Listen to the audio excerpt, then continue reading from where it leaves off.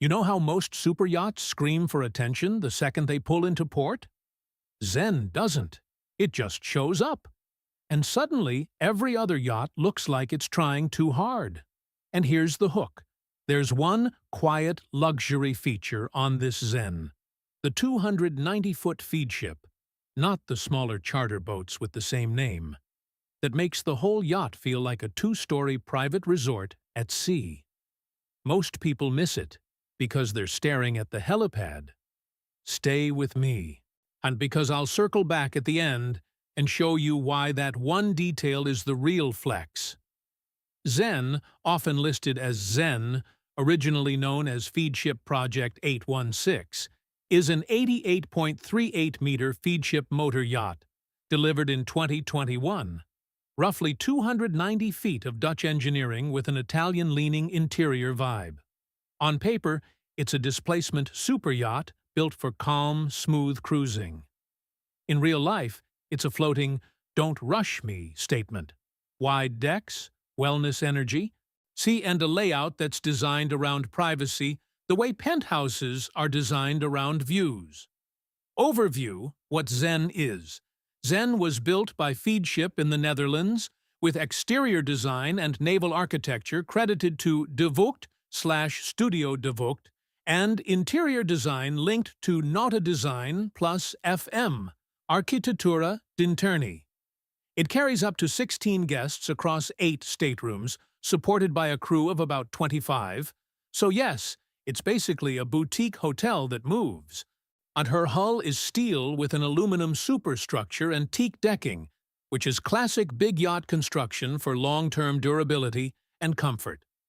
She's also listed under the Cayman Islands flag in at least one major directory, which is extremely common for yachts in this tier. And ZEN isn't just a spec sheet yacht. She's been spotted in major super yacht hotspots after delivery, like Southampton in 2021, then later showing up in places like Gibraltar in late 2024, and the kind of quiet, "I'm just passing through" movement that gets yacht spotters acting like paparazzi. Key features: the wow list, but spoken like a human. Beach club that actually feels like a destination. ZEN's lower deck beach club uses fold-down side balconies and a full transom that lowers, so the waterline lounge becomes wider, brighter, and more open. It's not just a platform, it's a hangout. Main deck pool above the beach club. Instead of picking pool or beach club, ZEN stacks the experience vertically. You can go from pool life to sea access without the whole yacht doing a logistical dance. Owner's deck that's genuinely private. Detailed profiles describe an owner's suite with twin dressing areas, extra creative space, and a private jacuzzi zone, meaning the owner can disappear while everyone else still has plenty of yacht. Helipad. Yes, it's there. But on ZEN it reads less like "look at me" and more like "we can do this quietly." Circular dining for 12 on the main deck, the kind of detail that signals ZEN is built for real hosting, not just photo ops. Layout discipline. One profile describes ZEN as built over 5 decks, with an enclosed tender garage that keeps the work stuff out of sight. That's how you preserve the calm vibe, because nothing kills luxury faster than seeing your logistics. A quick reality check. A lot of yachts are luxury because they're expensive. ZEN is luxury because it's organized. It's the difference between a mansion with random rooms and a mansion that flows. Key specifications, the numbers people search. Let's hit the stats cleanly. Length overall, 88.38 meters, about 290 feet. Beam, commonly listed around 13.5 meters, about 44 feet. That's wider than a lot of city streets, which is why the decks feel so confident. Draft, about 4.1 meters, about 13.5 feet. Gross tonnage. Multiple super yacht directories list around 2,562 gross tons, while another major listing shows 2,999 gross tons. Either way, ZEN is big volume for the 80 to 90 meter class. Construction: steel hull, aluminum superstructure, teak decks. Propulsion: twin MTU diesels, often specified as MTU 16 V4000M63L, around 3,046 horsepower each. Speed: top speed around 17 knots, with cruising commonly listed around 13 to 14 knots. Guests/cabins/crew: 16 guests, 8 cabins, approximately 25 crew. And what does that mean in plain English? ZEN isn't built to race, it's built to arrive. The vibe is smooth, stable, and quiet. More private island commute than performance boat. And about that speed, 17 knots is intentionally enough. On a yacht this size, you're optimizing for comfort, range planning, and stability. If you want to go faster, you can, but you're basically paying extra fuel to arrive slightly sooner, while everyone on board feels the ocean more. ZEN's whole brand is calm. The pricing plus real costs, the money talk. Feadship customs don't come with a simple sticker tag like a car. ZEN is widely estimated in yachting media at around $200 million, and annual running costs are often discussed around $20 million. Those numbers also line up with a common rule of thumb you'll hear in finance coverage. Annual maintenance/operating costs can be roughly approximately 10% of the yacht's purchase price once you factor in crew, fuel, maintenance, insurance, dockage, and refits. Here's how that money actually disappears in real life. Crew: with approximately 25 crew, you're not just paying salaries, you're paying training, rotations, travel, and the hotel service standards owners expect. Maintenance: paint, machinery, electronics, HVAC, water makers, deck systems, and constant preventative work. Big yachts don't break. They slowly demand attention like a luxury building. Fuel plus logistics. Cruising at 13 to 14 knots sounds calm, but you're still moving a steel hull the size of a small ship.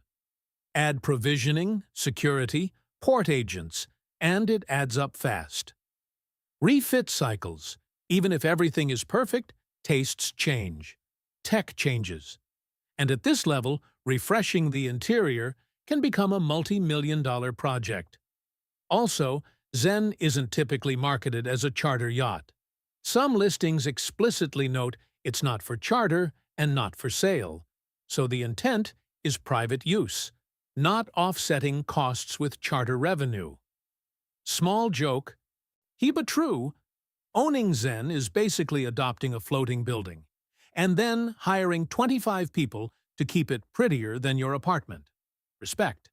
My houseplant can barely survive. ZEN has a full staff. How it stacks up. Quick comparisons. In the 80 to 90 meter class, ZEN sits in the same quiet power conversation as other Northern European heavy hitters, Feadship's own 90-plus meter builds, and that broader Lursen/OceanCo universe. The difference is ZEN's personality. Fewer aggressive lines, to more calm symmetry, and a layout that's obsessed with wellness and flow.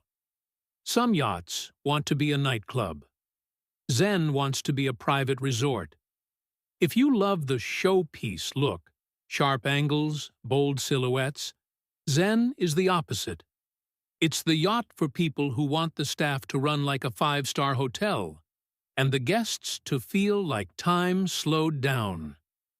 Misunderstood points. What people get wrong. 1. Helipad equals the flex. Not really. On ultra-high-end yachts. And the flex is layout efficiency, how quickly you can shift from travel mode to living mode without staff chaos. 2. Speed matters most. For displacement superyachts, comfort matters more than top speed. A stable 13 to 14 knot cruise is the point. Less vibration, less noise, better sleep. 3. Price is the whole story. The real story is operating cost and logistics. The yacht is the purchase. The lifestyle is the monthly burn. Quick question. If you had Zen for 1 week, are you using it like a floating spa? Or are you throwing a once-in-a-lifetime dinner on that circular table? And what's your vibe? Quiet luxury? Or statement yacht? Drop it in the comments. The end reveal. The clue from the beginning. Remember the quiet luxury feature I teased? The one that makes Zen feel like a 2-story private resort at sea? It's the way Zen stacks the experience. A main deck pool sitting above a beach club that opens out with balconies and a lowering transom. And it creates this vertical waterline-to-sun lifestyle loop where the sea isn't something you look at. It's something you live in, instantly. That's why Zen doesn't need to shout. The yacht's design does the work for it. Lightning round before we wrap. If you had to pick one, are you choosing the pool life, the beach club life, or the helipad life? Wrong answers accepted. End CTA. Engaging, not annoying. If you enjoyed this deep dive, hit like.